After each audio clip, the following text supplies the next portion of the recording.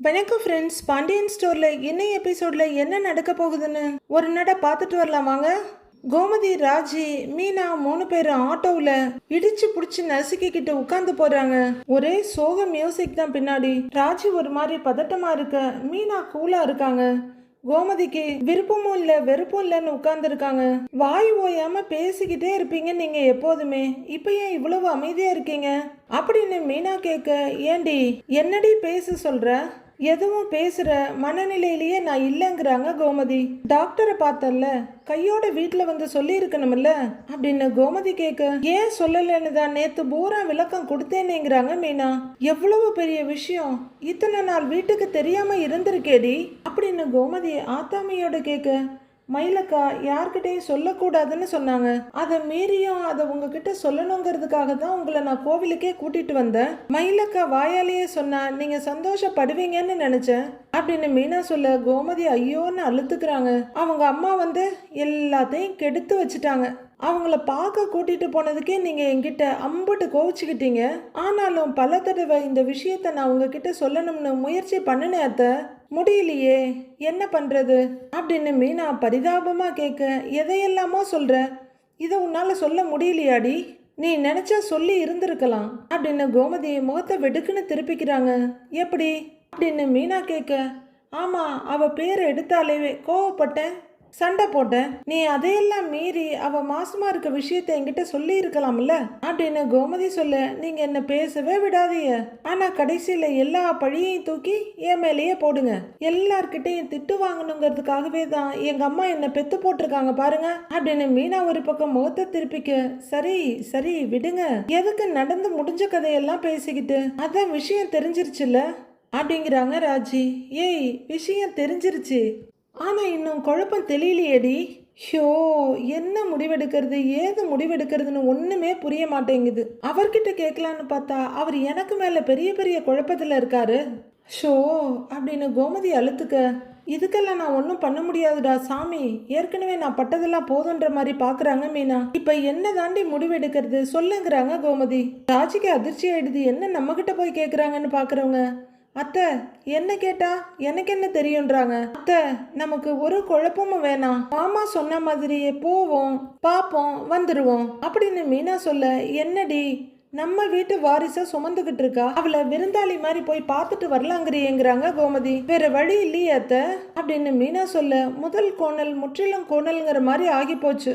தப்புல ஆரம்பிச்ச கல்யாணத்துல எல்லாமே தப்பு தப்பா நடந்துட்டு இருக்கு. வயிற்றுல பிள்ளையோட இருக்கிறவளை வீட்டுக்கு கூட்டிக்கிட்டு வரணும்னு எனக்கும் ஆசைதான். ஆனா வீட்டுக்கு கூட்டிக்கிட்டு வர்ற மாதிரியான தப்பையா பண்ணி வச்சிருக்கா. அதுக்காக அவளை அப்படியே விடவும் முடியாதுடி, அது நம்ம வீட்டு குழந்தை.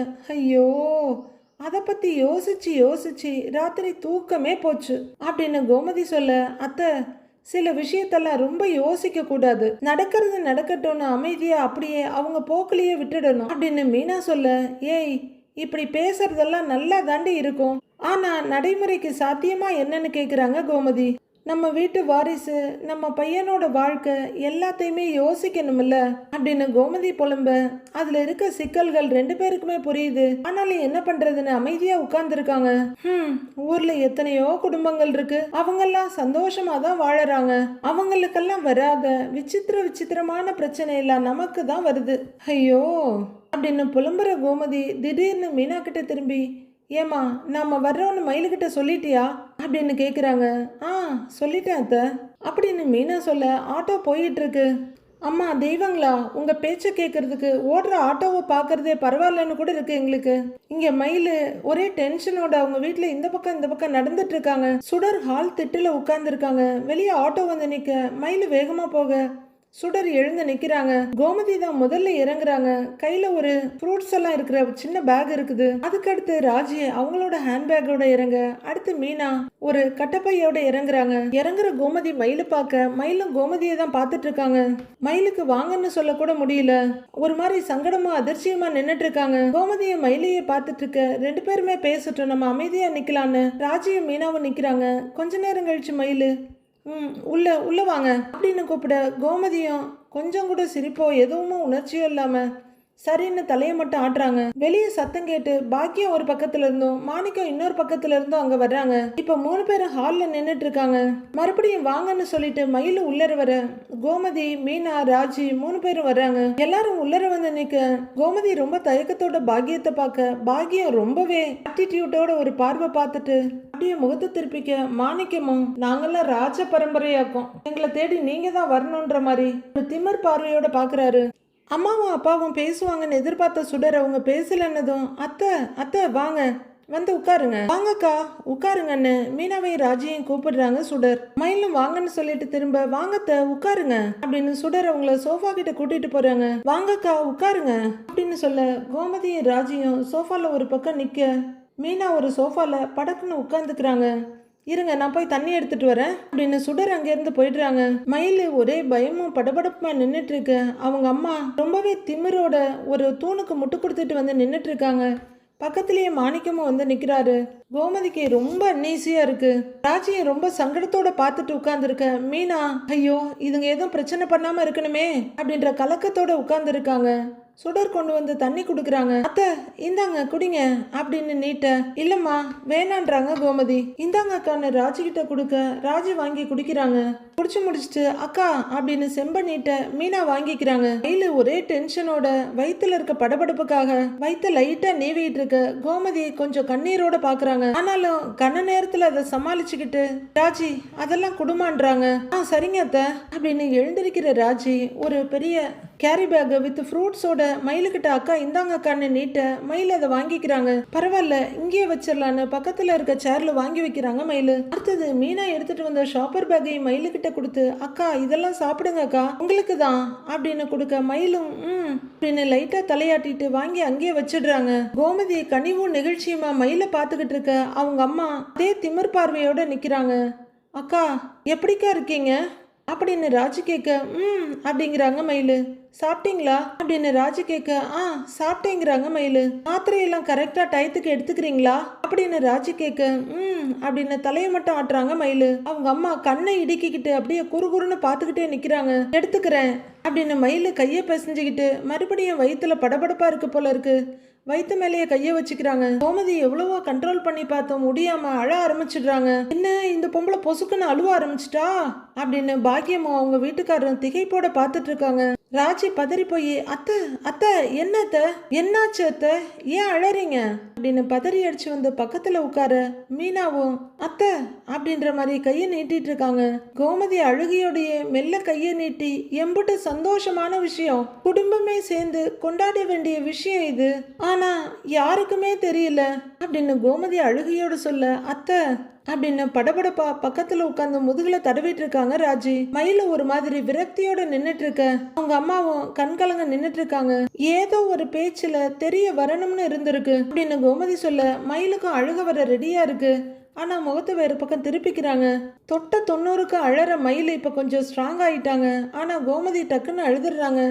கண்ணை தொடைங்க அப்படின்னு மீனா சொல்ல அத்தை அழாதீங்க தன்னை தோல்ல கை வச்சு ஆறுதல் படுத்துறாங்க ராஜி. கோமதியை ஒரு தடவை சரௌண்டிங்க பார்த்துட்டு டீசெண்டா கண்ணை தொடைக்கிறாங்க. தன்னை உறுதி பண்ணிக்கிட்டு மெதுவா நிமிந்து ஏமா எத்தனை மாசம் இதுன்னு கேக்குறாங்க. 4வது மாசம் அத்தை அப்படின்னு மயில சொல்ல ஆமா அடுத்த செக்கப்புக்கு எப்ப போகணும்னு கோமதி கேக்குறாங்க. அது அப்படின்னு மயில ஆரம்பிக்கிறதுக்குள்ளேயே அது இன்னும் 2 வாரத்துல போகணும், அதான் உங்க புள்ள பெரிய கார் எடுத்துக்கிட்டு வந்து செக்கப்க்கு கூட்டிக்கிட்டு போறேன்னு சொல்லி இருக்காரு அப்படின்னு பாக்கியம் படு திமிரு நக்கலமா சொல்ல கோமதி ஓர பார்வையா பார்த்துக்கிட்டு அமைதியாயிக்கிறாங்க. Control Gomathi, control yourself. யாரோ என்னமோ பேசிட்டு போகட்டும், நீ எதுவும் பேசாதன்னு அவங்களே அவங்கள கண்ட்ரோல் பண்ணிக்கிறாங்க. மீனா பாக்கியத்தை வெறுப்போட பார்த்துட்டு இருக்காங்க. நீங்கெல்லாம் மனுஷ ஜென்மமே இல்ல, என்ன மாதிரி ஜென்மம்னு தெரியல, திருந்தவே மாட்டீங்களான்னு இருக்கு அவங்க பார்வை. மயில அலுப்போட மா அப்படின்னு கூப்பிட நீ சும்மா இருடி, கட்டுன பொண்டாட்டி அம்மா வீட்டுல வந்து வாயும் வயிறுமா உட்கார்ந்து இருக்கா, அவளை பத்தி எந்த கவலையும் இல்லை அவருக்கு. கோவிலு அங்க இங்கன்னு எவ்வளவு ஒருத்தி கூட சிரிச்சு பேசிக்கிட்டு இருக்காரு அப்படின்னு பாக்கியம் பேச பேச கோமதிக்கு ரொம்ப கஷ்டமா இருக்கு. மயிலுக்கும் ரொம்ப சங்கடமா இருக்கு. அம்மா நீ கொஞ்சம் பேசாம இரு அப்படின்னு முடிஞ்ச வரைக்கும் அமைதியா சொல்றாங்க. எதுக்கு பேசாம இருக்கணும், நீ ஒரு தப்பு பண்ணனன்னு எல்லாரும் சேர்ந்துக்கிட்டு என்ன பேச்சு பேசினாங்க, வீட்டை விட்டு வெளியே துரத்துனாங்க. இப்ப அவங்க பையன் எவ்வளோ பெரிய தப்பு பண்ணியிருக்கிறான், அதையும் பார்த்துக்கிட்டு எப்படி கமுக்கமா இருக்காங்கன்னு பாரு அப்படின்னு பாக்கியம் பேச பேச கோமதி குறுகி போய் உட்கார்ந்துருக்காங்க. மயிலு சலிப்பும் வெறுப்புமா அவங்க அம்மாவை பாக்குறாங்க. மீனாவும் ராஜியும் கூட சங்கடத்தோட பார்த்துட்டு இருக்க. நியாயம் கேட்க போன உங்க அப்பாவை அந்த அடி அடிச்சாங்க அப்படின்னு பாக்கியம் சொல்ல, என்னமோ அப்பதான் அடி வாங்கின மாதிரி முகத்தை சுழிக்கிறாரு மாணிக்கம். மா, நீ தயவு செஞ்சு கொஞ்சம் சும்மா இருமா அப்படின்னு சுடர் சொல்ல, ஏன்டே சும்மா இருக்கணும் அப்படின்னு பாஞ்சிக்கிட்டு வர்றாங்க பாக்கியம். மா அப்படின்னு மயில கூப்பிட, இல்ல எதுக்கு சும்மா இருக்கணும்னு கேக்குறேன், நான் எதுக்கு சும்மா இருக்கணும் அப்படின்னு ஆங்காரம் பிடிச்ச மாதிரி கத்திக்கிட்டு இருக்காங்க பாக்கியம்.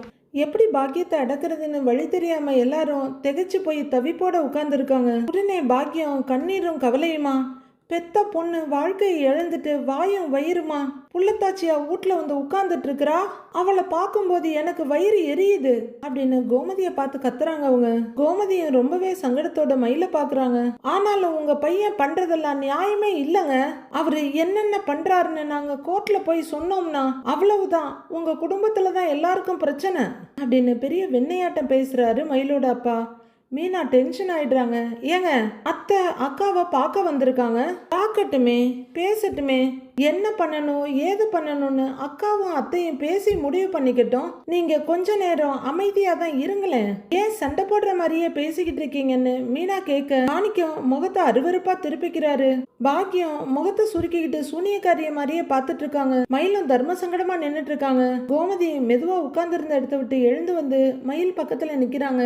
அவங்க லெப்ட் ஹேண்ட மயிலோட கை மேல வச்சு, இங்க பாரு மயிலு, எனக்கு உன் மேல கோவம் இருக்குதான், வருத்தம் தான், நீ இந்த மாதிரி பொய்யெல்லாம் சொல்லி கல்யாணம் பண்ணி இருக்க கூடாது அப்படின்னு கோமதி சொல்ல, சரி அதான் சொல்லியாச்சு முடிஞ்சது இல்ல, திரும்ப எதுக்கு அதை பத்தியே பேசிக்கிட்டுங்கிற மாதிரி பாக்கியம் பார்க்க, மயிலு சங்கடமா குற்ற உணர்ச்சியுமா வேற பக்கம் பார்வையை திருப்பிக்கிறாங்க. உடனே ராஜி அவங்க பக்கத்துல வந்து, அத்தை இதெல்லாம் இப்ப பேசணுமா அப்படின்னு கேட்க, இரு என் மனசுல இருக்கத நான் பேசிடுறேன்றாங்க கோமதி. மயிலு வெறுமையா எங்கேயோ பாத்துக்கிட்டு இருக்காங்க. கல்யாணம் பண்ணிக்கிட்டு நீ அந்த வீட்டுக்கு வந்தியே, வந்த பிறகாவது நீ உண்மையை சொல்லி இருக்கணும் அப்படின்னு கோமதி சொல்ல, மயில கோமதியோட கண்களை கலக்கத்தோட பாக்குறாங்க. இதோ பாரு, உன் படிப்பு விஷயம் வயசு விஷயம் எல்லாம் தெரிஞ்சதும் நாங்க கோவப்பட்டோம் தான், உன்னை உன் வீட்டுக்கு போக சொன்னோம் தான், அதை நாங்க யாரும் மறுக்கல அப்படின்னு கோமதி சொல்ல, மயிலு சங்கடமா கலக்கமா பார்த்துட்டு இருக்காங்க. சரி என்னதான் சொல்ல வர, அதை சீக்கிரம் சொல்லு அப்படிங்கிற மாதிரி பாக்கியம் பார்த்துக்கிட்டே இருக்காங்க.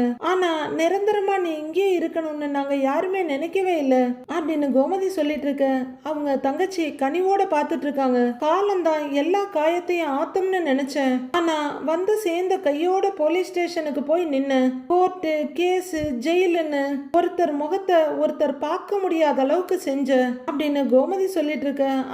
அப்படின்னு தலையாட்டிக்கிட்டே, என்னங்க மறுபடியும் பழிய போடுறதுக்காக தான் இந்த வீட்டு வாசப்படியை ஏறி வந்திருக்கீங்களா அப்படின்னு பாக்கியம் முன்னாடி வந்து கேட்க, கோமதி கஷ்டப்பட்டு அவங்க கோபத்தையும் உணர்ச்சிகளையும் கண்ட்ரோல் பண்ணிட்டு நிக்கிறாங்க. ஏங்க, உங்களுக்கு சமாதானமா போகணுன்ற ஆசையே இல்லையா அப்படின்னு ராஜி கேட்க, ஓ அத்தை சமாதானம் பேசுற மாதிரியா பேசுறாங்க, குத்தி குத்தி குத்தில காட்டிக்கிட்டு இருக்கிறாங்க அப்படின்னு பாக்கியம் பேச, ஐயோ அம்மா நம்ம நிறைய தப்பு பண்ணியிருக்கோம்மா, அதனால அவங்க பேசதான் செய்வாங்கன்ற மாதிரி மயில பாக்குறாங்க. ராஜி பயங்கர டென்ஷன் ஆயிடுறாங்க.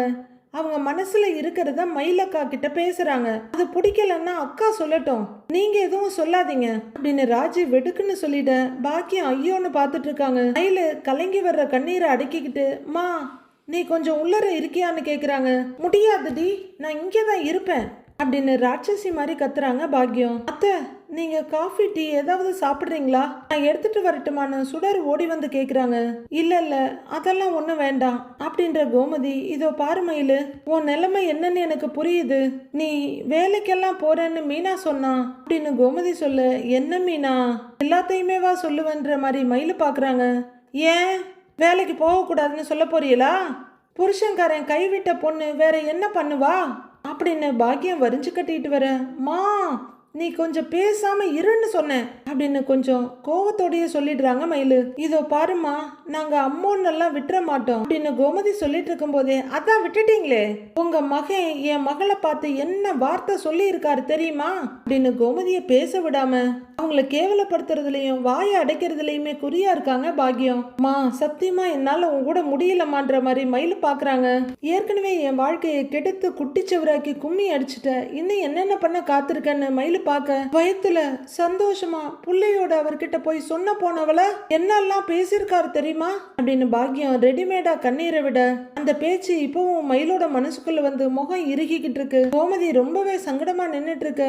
எந்த பொண்ணுமே கேட்க கூடாத வார்த்தையை அவரு சொல்லி இருக்காரு அப்படின்னு பாக்கியம் கத்திக்கிட்டு இருக்க மயில சங்கடத்தோட பாத்துட்டு இருக்காங்க கோமதி. மயில அந்த நினைவை எப்படியாவது தவிர்க்கணும்னு கண்ணை படப்படன்னு அடிச்சு வேற பக்கம் பாக்குறாங்க. மாணிக்கம் பயங்கர வெறுப்போட முகத்தை திருப்பிக்கிறாரு. மயிலு, எனக்கு தெரியும் மயிலு, மீனா சொன்னா அப்படின்னு கோமதி சொல்ல மயிலு கண்ணீரை மறைக்க கீழே குனிறாங்க. அவன் பண்ணினது ரொம்ப பெரிய தப்புமா, மன்னிக்க முடியாத தப்பு தான். அவன் வாயில இருந்து அப்படி ஒரு வார்த்தை வந்திருக்கவே கூடாது. அவன் பேசினதுக்கு நான் உங்ககிட்ட மன்னிப்பு கேட்டுக்கிறேம்மா அப்படின்னு கோமதி கையை கூப்ப, ஐயோ அத்தை அப்படின்னு அவங்க கையை பிடிக்கிறாங்க. மயிலு, இங்க பாருமா, என்னென்னமோ நடந்துருச்சு, அதுக்காக உன்னோட குழந்தைய நாங்க அப்படியே விட்டுட மாட்டோம் அப்படின்னு கோமதி சொல்ல மறுபடியும் மயிலு விரக்தியான ஒரு பார்வையோட வேற எங்கேயோ பாக்குறாங்க. உன் வயித்துல வளர்றது எங்க வீட்டு குழந்தைமா, எங்க வீட்டு வாரிசு அப்படின்னு கோமதி சொல்ல, ஓ அப்பா குழந்தைய விட்டுட மாட்டோம்னா இவளை விட்டுடுவீங்களா அப்படின்னு பாக்கியம் கேட்க கோமதி இப்பதான் பாக்கியம் பக்கம் திரும்புறாங்க. தைரியமா பாக்கியத்து முன்னாடி வந்து நிக்கிற கோமதி, என்ன பண்ண சொல்றீங்க, கையோட கூட்டிட்டு போக சொல்றீங்களா, அது இப்ப முடியுமா அப்படின்னு கோமதி கேட்க பாக்கியம் அப்படியே படப்படன்னு பார்த்துட்டு இருக்காங்க. கூட்டிட்டு போற மாதிரியான விஷயமா நடந்திருக்கு அப்படின்னு கோமதி சொல்ல, அப்பா கூட்டிட்டு போக வரலையா அப்படின்ற மாதிரி மாணிக்கம் பார்த்துக்கிட்டு இருக்காரு. பாக்கியம் கண்ணை துளி கூட இமைக்காம அசைக்காம கோமதி முகத்தையே பார்த்துட்டு இருக்காங்க. வரதட்சணை கேஸ், அந்த கேஸ், இந்த கேஸ்ன்னு கோர்ட்ல தான் அத்தனை கேஸ் கொடுத்து வச்சிருக்கீங்களே அப்படின்னு கோமதி சொல்ல, ஆமா இப்ப அதுக்கு என்னங்கிற மாதிரி பாக்கியம் பாக்குறாங்க. ஆனா மயிலு ரொம்பவே தவிப்போட நிக்கிறாங்க. இதோ பாருங்க, நான்லாம் ஜெயிலுக்கு போவேன்னு கனவுல கூட நினைச்சு பார்க்கல, அதையும் நடத்தி காட்டிட்டீங்கல்ல அப்படின்னு கோமதி கேட்க பாக்கியம், நாங்க இது மட்டும் இல்ல இதுக்கு மேலேயும் செய்வோன்ற மாதிரி ஒரு தெனாவட்டான பார்வையோட வேற பக்கம் திரும்பிக்கிறாங்க. எல்லாம் ஒரு பக்கம் இருக்கட்டும்னு இவளை அப்படியே கூட்டிட்டு போக முடியாதுங்க அப்படின்னு கோமதி சொல்ல பாக்கியம் கோமதியை உத்து பார்த்துட்டு, அப்படின்னா இவ இங்கேயே இருப்பா அப்படின்னு பாக்கியம் ஆரம்பிக்க, அக்கா கொஞ்சம் அமைதியா இருக்க சொல்லுங்கக்கா, உள்ளர போக சொல்லுங்கக்கா அப்படின்னு மீனா மயிலுகிட்ட சொல்லிட்டு இருக்காங்க. என்ன மீனா, எங்க அம்மாவை பத்தி உனக்கு தெரியாதா, நான் சொன்னா என்ன அவங்க கேட்கறவங்களா இல்ல அடங்க தான் போறாங்களான்ற மாதிரி பரிதாபமா மயிலு மீனாவை பாக்குறாங்க. நாங்க கண்ணும் கருத்துமா இவளை பாத்துக்கணும், உங்க மகன் அங்க இருந்துகிட்டு கண்டவ கூட ஊரை சுத்துவான் அப்படின்னு பாக்கியம் கேட்க கோமதி சலிப்பும் வெறுப்புமா ஐயோன்னு பாக்குறாங்க. மயிலும் அவங்க அம்மாவை ஒரு கையாலாகாத தனத்தோட பாக்குறாங்க. கோமதியும் டென்ஷன் ஆகி, இதோ பாருங்க என் மகன் யார் கூட பேசுறான் என்ன பேசுறான்னு நான் பாத்துக்கிறேன் அப்படின்னு சொல்ல, பாத்துக்கிட்டீங்க அப்படின்ற மாதிரி பாக்குறாங்க. பாக்கியம், கண்டிக்கணும்னா அவனை நான் கண்டிக்கிறேன், குழந்தைய பத்தி மயிலு கவலைப்பட வேண்டாம், அதை சொல்லிட்டு போக தான் வந்திருக்கோம் அப்படின்னு கோமதி வெடுக்குன்னு சொல்ல, இருங்க நீங்க சொல்றது எனக்கு புரியலையே, குழந்தை பிறந்ததும் கையோட குழந்தைய தூக்கிக்கிட்டு போயிருவீங்களா அப்படின்னு பாக்கியம் கேட்க உடனே மாணிக்கம் சிலுத்துக்கிட்டு வர்றாரு. அது எப்படி முடியும் அப்படின்னு கேட்க, ஏய் நீ இரியா அப்படிங்கிற பாக்கியம், ஏங்க குழந்தைய நீங்க இங்க இருந்து தூக்கிக்கிட்டு போயிட்டீங்கன்னா ஏன் பொண்ணு மயில் வாழ்க்கைக்கு என்ன பதில் அப்படின்னு பாக்கியம் கேக்குறாங்க. என்ன சொல்றதுன்னு தெரியாம கோமதி நிக்க, ஏங்க அக்கா மாசமா இருக்குது நேத்து தான் வீட்டுக்கே தெரிய வந்தது, இன்னைக்கே எல்லாத்தையும் முடிவு பண்ணி சட்ட புட்டுன்னு முடிச்சு வச்சுடணும்ல, கொஞ்சம் பொறுமையா தான் இருங்களேன் அப்படின்னு மீனா பாக்கியத்துக்கு 100வது தடவையா இதை சொல்றாங்க. என்ன பொறுமையா இருக்கணும் அப்படின்னு பாக்கியம் கேட்க மயிலு கண்ணீரை உள்ளர இழுத்து ஒரு உறிஞ்சுக்கிட்டு, மா கொஞ்சம் அமைதியா இருமா அப்படின்னு கத்துறாங்க.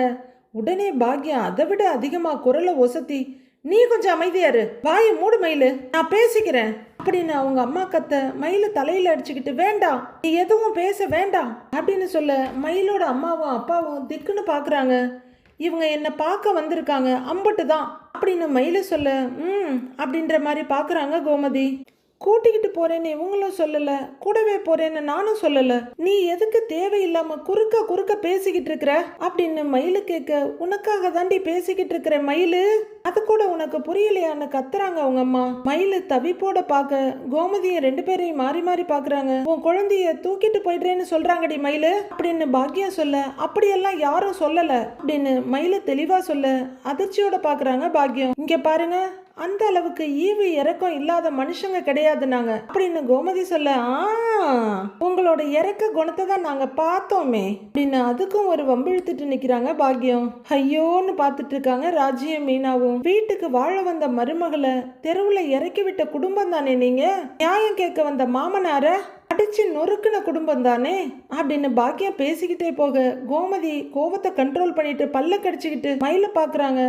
ஏதோ கண்ணை வலிக்கிற மாதிரி ஒரு ரியாக்ஷனை கொடுத்துட்டு நிக்கிறாரு மாணிக்கம். பண்றதை எல்லாம் பண்ணிட்டு வாரிசுன்னு வந்து நின்னா நாங்க அப்படியே நம்பிடுவோமா அப்படின்னு பாக்கியம் கேட்டுட்டு இருக்க. அம்மா அப்படின்னு கெஞ்சிட்டு நிக்கிறாங்க மயிலு. ஏங்க, பிரச்சனையை முடிக்கணும்னு நினைக்கிறோம், நீங்க மேல மேல பெருசாக்கிட்டே இருக்கீங்க அப்படின்னு மீனா சொல்ல, பாக்கியம் நியாயமா தானேம்மா பேசுறா அப்படின்னு வரிஞ்சு கட்டிட்டு வர்றாரு மாணிக்கம். அப்படின்னு சப்போர்ட் வந்த துணிச்சல்ல ஒரு திமிர் பார்வை பாக்குறாங்க பாக்கியம். உருட்ட மாதிரி தான் இந்த ரெண்டும் இருக்க வரலும் மயிலக்காவை கூட யாராலையும் கடவுளால கூட காப்பாற்ற முடியாது அப்படின்னு மீனாவே வெறுத்து போய் முகத்தை திருப்பிக்கிறாங்க. ஏங்க, இவங்க பேசுறதுல என்ன நியாயம் இருக்கு? என்ன நியாயமா பேசுறாங்க அப்படின்னு ராஜி கேட்க, நான் பேசுறதெல்லாம் அநியாயமாவே இருக்கட்டும், ஆனா ஒரு விஷயத்த மட்டும் நல்லா கேட்டுக்கங்க. ரொம்ப டைம் பண்ணிவிட்டு வாரிசு அது இதுன்னு வந்து நின்னீங்க, அவ்வளவுதான் சொல்லிட்டேன் அப்படிங்கிற பாக்கியம் எங்கிட்ட தான் சரக்கு இருக்கு மிடுக்கு இருக்குன்ற மாதிரி திமிரா திரும்பிக்கிறாங்க. இங்க பாருங்கம்மா, பிறக்க போற குழந்தை எங்க குடும்ப வாரிசு தானே அப்படின்னு கோமதி சொல்ல, இருக்கட்டும் இருந்துட்டு போகட்டும் அப்படின்னு பாக்கியம் திமிரா பேசிக்கிட்டு இருக்க மயில தவிப்போட நிக்கிறாங்க. அந்த குழந்தைய நான் பார்க்க விட்டுருவேன்னு மட்டும் நினைக்கிறீங்களா அப்படின்னு பாக்கியம் கேட்க, என்ன பேசுது இந்த அம்மணி அப்படின்ற மாதிரி எல்லாரும் பாக்குறாங்க. ஒருத்தர் கண்ணையும் காட்ட மாட்டேனே, யாரு கண்ணிலையும் காட்ட மாட்டேன், அதுவும் முக்கியமா இவ புருஷன் கண்ணுல காட்டவே மாட்டேன் அப்படின்னு வயிற்றுல இருக்க குழந்தைக்கு கட்டுப்பாடுகள்லாம் போட்டு வரிஞ்சு கட்டிக்கிட்டு பேசிட்டு இருக்காங்க பாக்கியம். அட பைத்தியக்காரின்ற மாதிரி எல்லாரும் பாக்குறாங்க உங்களை. அக்கா என்னக்கா இதுன்னு மீனா மயில தவிப்போட பாக்க, ஐயோ அம்மா இப்ப எதுக்குமா இந்த பேச்செல்லாம், அரலூசு மாதிரி இல்ல அப்படியே முழு லூசு மாதிரி பேசிட்டு இருக்கமா அப்படின்னு வெறுப்போட தலையை திருப்பிக்கிறாங்க மயிலு. சொன்னது புரிஞ்சுதா இல்லையாங்கிற மாதிரி பாக்கியம் மறுபடியும், அந்த குழந்தைய கண்ணுல காட்டுவேன்னு நினைக்கிறீங்களா?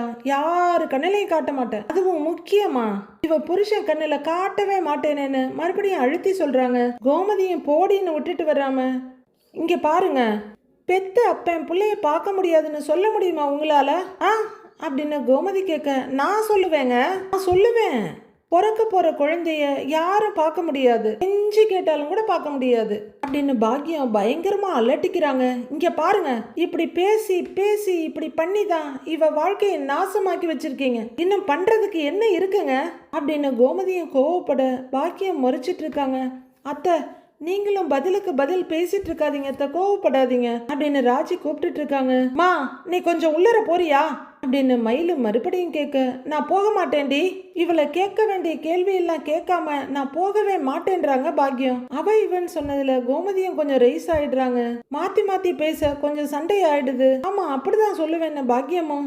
என்னங்க பேசுறீங்க, நீங்க பேசுறது கொஞ்சமாவது நியாயமா இருக்கான்னு கோமதியும் மாத்தி மாத்தி பேச பாக்கியத்துக்காக வரிஞ்சு கட்டிட்டு வந்து நிக்கிறாரு அவங்க வீட்டுக்காரரு. எல்லாரும் எவ்வளவோ சொல்லியும் பாக்கியமும் அடங்கல, பாக்கியத்துக்கு சப்போர்ட் பண்ணிக்கிட்டு வந்து நிக்கிற மாணிக்கமும் அடங்கல. ஒரே கசமுசாவா போகுது. மீனா, ராஜி, சுடரு, மயிலுன்னு எல்லாருமே கோமதி பக்கம் நின்னு பேசினாலும் அடங்கா பிடாரி மாட்டம் ஆட்டமா ஆடிட்டு இருக்காங்க பாக்கியம். மயிலு பயங்கர டென்ஷன் ஆகி, அம்மா நிறுத்துறியா, நிறுத்துங்க அப்படின்னு கத்துன்னு கத்த எல்லாரும் நிறுத்திட்டு மயில பாக்குறாங்க. நீ என்ன மயிலு வயிற்றுல புள்ளைய வச்சுக்கிட்டு இப்படி கத்துற அப்படின்னு பாக்கியம் கேட்க, நீதாம்மா என்ன கத்த வச்சு பாக்குற, நீ உள்ள போறியா இல்லையா அப்படின்னு மயிலு கேட்க, நான் போக மாட்டேன் மயிலு அப்படின்னு பாக்கியம் முடிவா சொல்லிட. ஓ, போக மாட்டல்ல, நீ எங்கேயும் போக மாட்டல்ல அத்தை, நீங்க கொஞ்சம் உள்ளர வர்றீங்களா? வா ராஜி, வா மீனா, வாங்க எல்லாரும் உள்ளர போலாம் அப்படின்னு மயிலு முன்னாடி நடக்க, மயிலு ஏய் மயிலு அப்படின்னு அவங்க அம்மாவும், மயிலு இந்தாம்மா மயிலு அப்படின்னு அவங்க அப்பாவும் கூப்பிட்டுக்கிட்டே நிக்கிறாங்க. மயிலு இங்க பாரு, இந்தா மயிலு, உனக்காக தாண்டி நான் கத்திக்கிட்டு இருக்கேன் மயிலு, புரிஞ்சுக்கடி அப்படின்னு பாக்கியம் கத்த அம்மா கேட்டதுல என்ன தப்புன்னு மாணிக்கமும் கத்திக்கிட்டு இருக்காரு. அத்தை வாங்க தன்னு கோமதிய மீனாவும் ராஜியும் ரூம்குள்ள கூட்டிட்டு போறாங்க. ஏய் ஏய் என் பேச்ச கேளு மயிலு அப்படின்னு பாக்கியம் கத்திக்கிட்டு இருக்க. அத்தை வாங்க அப்படின்னு கோமதியை கூட்டிட்டு அவங்க 2 பேரும் உள்ளர போயிடுறாங்க. என்ன பாக்கியம் இப்படி பண்றா அப்படின்னு மாணிக்கம் கேட்க பயங்கர ஆத்திரத்தோட அப்படியே அடிச்சு பிச்சர்ற வெறியோட பாக்கியம் நின்று பார்த்துட்டு இருக்காங்க. இப்பவே அடங்காத பாக்கியத்தால இவ்வளோ பெரிய கலவரம் நடந்துருச்சு. சரவணனோட மனசுல மயிலுக்கு ஒரு சொட்டு கூட இடமே இல்லை. அப்படி இருக்க அந்த மயிலுக்கு அந்த வீட்லயும் வாழ்றதுக்கான எந்த ஒரு அவசியமும் இல்லை, எந்த ஒரு நம்பிக்கையும் இல்லை. இங்க அந்த குழந்தைன்ற ஒன்றை வச்சுக்கிட்டு பாக்கியம் ஆடுற ஆட்டம் தாங்க முடியல. இதுக்கெல்லாம் காலமோ கடவுளோ என்ன பதில் வச்சிருக்காங்கன்னு வர எபிசோட்ல பார்க்கலாம் ஃப்ரெண்ட்ஸ்.